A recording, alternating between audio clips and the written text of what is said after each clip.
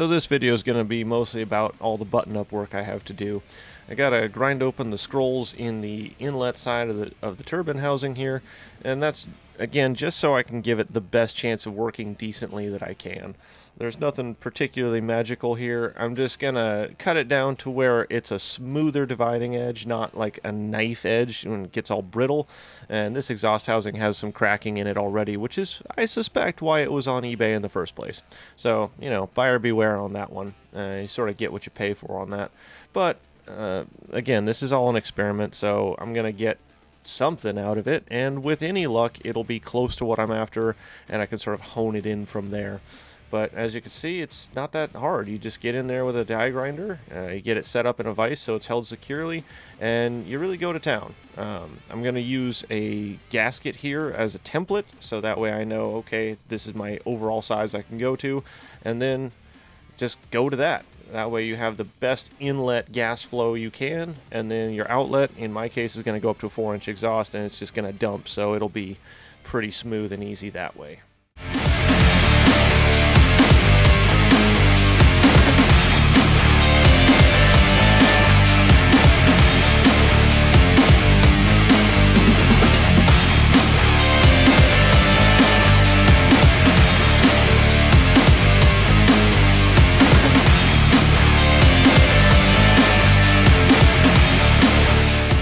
And oil distribution block finished. Mischief managed. Now we got to figure out how to feed it and where to put it.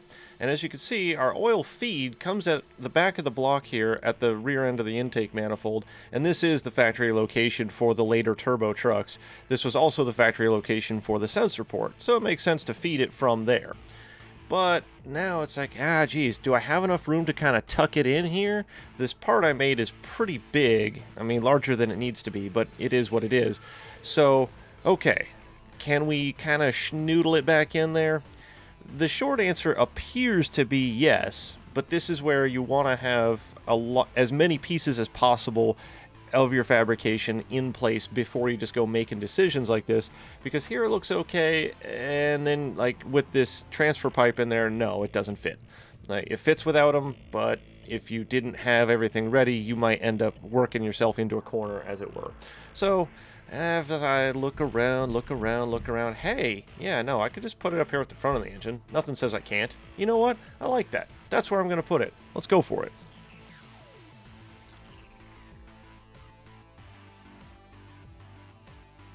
And here's a better view of that port with everything else removed.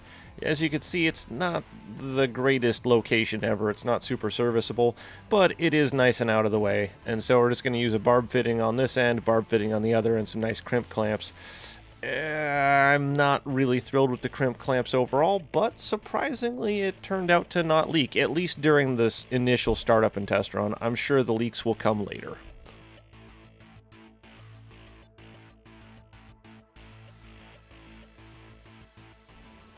And here's a little handy tip. I can't tell you how many times I've forgotten clamps on things, so if you tape it onto the hose and you double check yourself, now you can't double wreck yourself. It's already there, so once everything's in place and you're ready to clamp it on, you just unwrap the tape and you're good to go.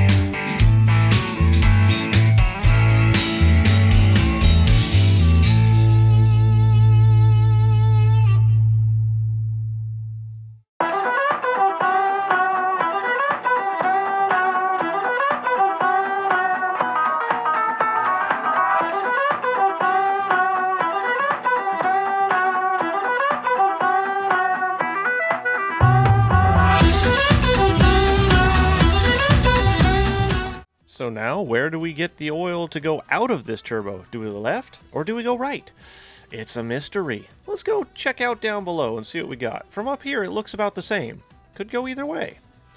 Well, on the right side, we have a starter, and that tucks up pretty tight to the pan. Like, it could be gotten around, but yeah, I'm not really thrilled with this location. It would be a pain to drill and even harder to service.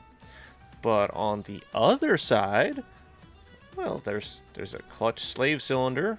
There's the exhaust up above quite a bit, and there's all this real estate that we can drill into. Yeah, I'm going to do that. So we're draining the oil, which has some coolant in it. We're changing out the old filter. We're doing all the basic maintenance stuff, and then I also drilled it in, and you don't need to see that. It's kind of silly, but there we go. So this is our pyrometer port, so I'll actually be able to see what kind of heat we're making.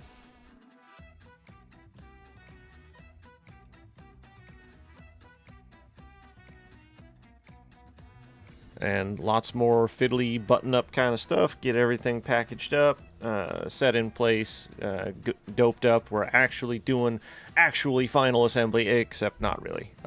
There's more teardown and reassembly and all that going on.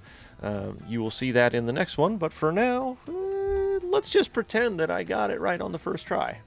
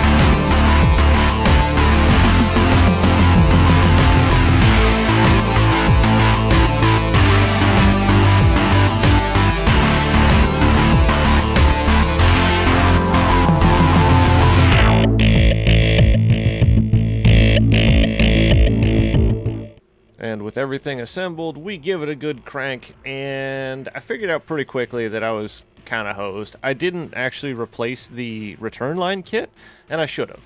The dribble that you can see, highlighted by this little box up here, is the thing that tells me, oh, yeah, those old hoses that are now probably 8 or 10 years old, they're too old. Not great. So I ended up tearing it apart and fixing it all after this, but for now, let's go with, hey, I turned it over, nothing crashed into itself, and it's gonna work, probably, maybe, yeah, probably gonna work.